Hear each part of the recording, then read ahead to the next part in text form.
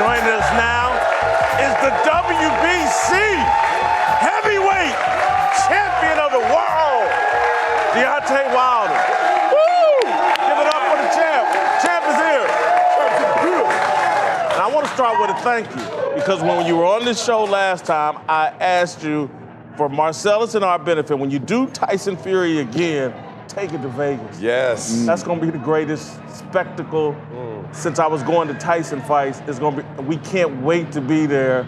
I'm just wondering, being in Vegas, and now that you're an even bigger star on the other side of the first Fury fight, is it added pressure? Do you feel how much bigger this fight will be than perhaps any of your previous fights?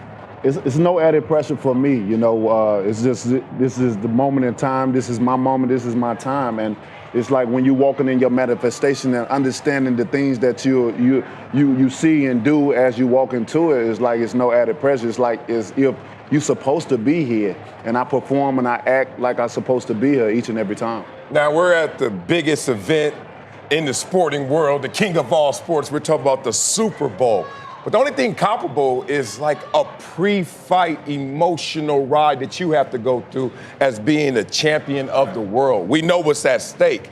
Take us through that emotional state when you get to the arena and all the way to it's time to throw a punch. Oh man, it's an amazing feeling for me. You know, I think all fighters will have their own view and they can assess it in their own type of way. But for me, it's like an amazing feeling. Even when I'm pulling up to the arena, getting out the vehicle, you know, seeing the fans before going into the dressing room, you know, then getting into the dressing room, going into a thing I like to meditate. And when I meditate, I use visualization as well.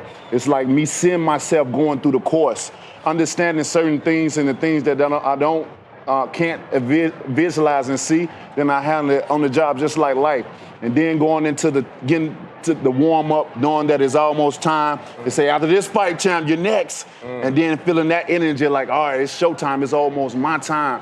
You know, these are the people that came here to see me perform and do what I'm blessed to do. My grandma said I was blessed. You know, she said, you know, God had blessed me tremendously, and I believe in that. And when you're walking out in that tunnel, feeling all those emotions, because I never get nervous, and I'm always excited when I'm finna go under the lights and the cameras and give people my greatness. No jitters. Another dude your size or bigger is about to hit you right here a lot, and you're just like, oh, bring it on? Nothing. I bring it on, exactly. You know, I say it all the time, all of us are great. We all have greatness in us before greatness is only determined by service. And this is my moment and opportunity to display my service. And when I do so, I let the world know who's the champ. The champ is here, baby. Oh, man. So, after the first fight, watching interviews, and you said a lot. I didn't follow the game plan. I got too excited. I was trying to knock him out. Fury has done a lot of talking. I'm going to stand there and I'm going to bang. You know he's not going to do that. He's going to run like he did the first fight. What will be different for you, your mindset, so you don't blow the game plan and you stick to what you're trying to do? Yes, I definitely blew the game plan. You know, when you're in the ring, it's just different. You can have a game plan, and then when you get in the ring, you know, it's so much excitement going on at that time. And you're in your element as well too. So, you know, you want to perform and you want to give the crowd what they came and got dressed for. You want to give the consumers what they paid their money to see, and that's knockouts. And during that time, I felt like I had a specific date for myself, because, you know, boxing is not our top sport, you know, and so. And when you have so much competition out here and you had to fight you had to have your own date. When you have your own date, it just made it that much more exciting. I said, the heavyweight division is here. I must put fuel to the fire and do what I had to do. So I got over excited. You know, I started throwing wild punches and different things. My game plan was to go to the body and stuff. I started out that way, but then ended in another way. But this time around, it's a much different me. You know, I broke my arm in camp as well too. A lot of people don't know it. I don't make excuses. I broke my arm in camp. I only had, you know, 4 weeks and 4 days for it to heal. And guess what? 4 weeks and 4 days, I was going to be in the ring. So it either I recover fast or I fight with the necessary, what's going on right now. And, knowing me, I always fight broke arm, broke hand, torn bicep, third-degree burns. It doesn't matter to me. So with that being said, this savage mentality. Come on with it. Yeah, I'm a king. I'm a warrior. Yeah. You know what, though? It's not just a savage mentality I hear. Some of it sounds, and I don't want to put words in your mouth, but some of it sounds you'd feel like you're on a spiritual journey. That's what I heard from you. It's like you're tapping into some energy that Muhammad Ali tapped into that took him to a higher level. Oh, most definitely. Well said. I'm definitely on my journey. I'm walking, like I said, I'm walking in my manifestation. This is my time, And when you're walking in your manifestation, it's even better when you're understanding what you're walking through. I can grab all that, all my blessings. I'm grabbing it along the way. I'm understanding the small blessings accumulating to big blessings. Instead of saying, I don't want that, that's too small. I'm grabbing it. It's just like a snowball effect. Over time, it accumulates into something big and it bursts. And this is what I'm on, and I understand it. Like I said, my grandma said I was anointed. She said, God is trying to use you, son. You can't do certain things because he's trying to use you. I didn't understand as a child, but start getting into grown man situations and understanding certain things as a man, I started reminiscing. I'm like, that's what she was talking about. That right hand you have, the confidence you have in it, the nitrous that comes out when you unleash it. Is it about your power? Is it about your technique? Is it about the location? Because it's devastating, and you know it to the tune you will set someone up for rounds to finally unleash. It's one of those situations where Oh man, calm down. Yeah, you over there, nigga, your lips are gone.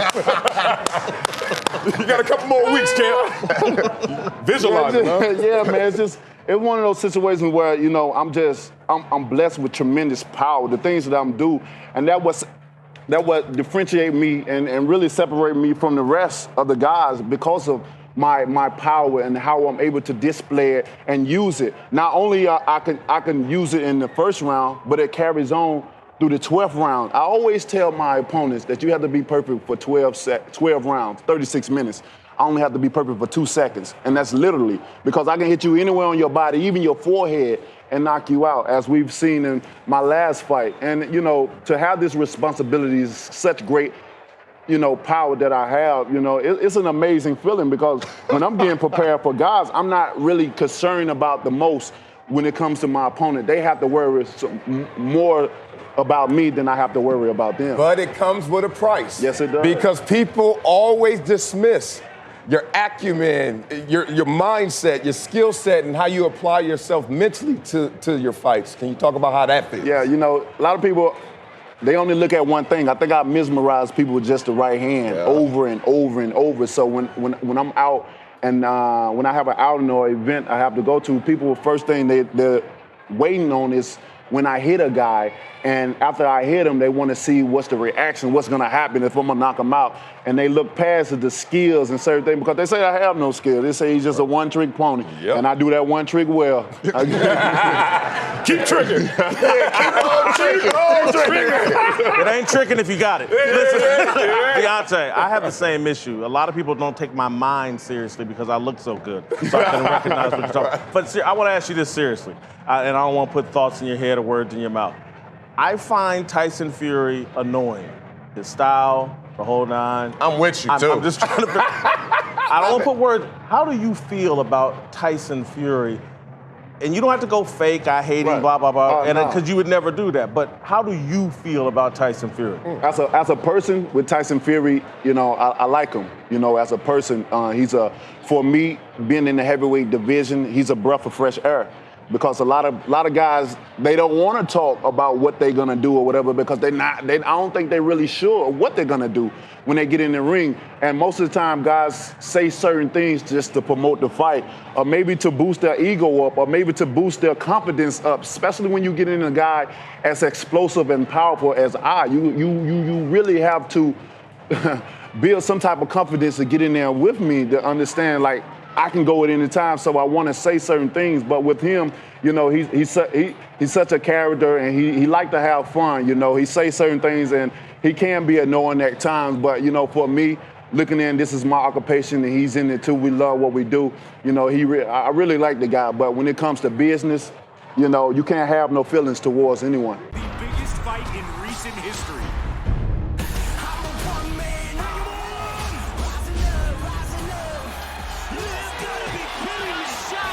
Wilder Fury 2, February 22nd. Buy it on pay-per-view or the Fox Sports app.